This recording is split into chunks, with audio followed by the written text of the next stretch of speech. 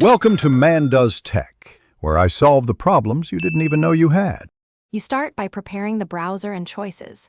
Make sure Chrome is updated, because extensions rely on recent APIs. Once done, sign into your Google account if you want sync. Next, pick a VPN extension. Free options limit speed and servers. Paid options add features like kill switch and stronger privacy. Open the Chrome Web Store and search the VPN name.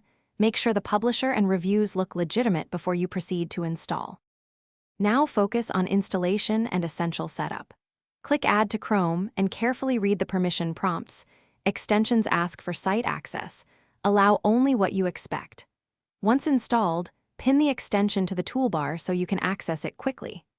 Sign into the VPN account inside the extension if required, choose a server region, and enable any privacy options like DNS leak protection or a kill switch. This establishes the encrypted tunnel and routes browser traffic through the VPN.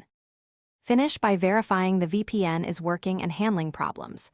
You should check an IP service to confirm your visible IP and server location. Make sure sites reflect the VPN region. If pages load slowly or the VPN won't connect, disable other proxies or conflicting extensions and restart Chrome. If issues persist, remove and reinstall the extension, clear browser cache, and try a different server.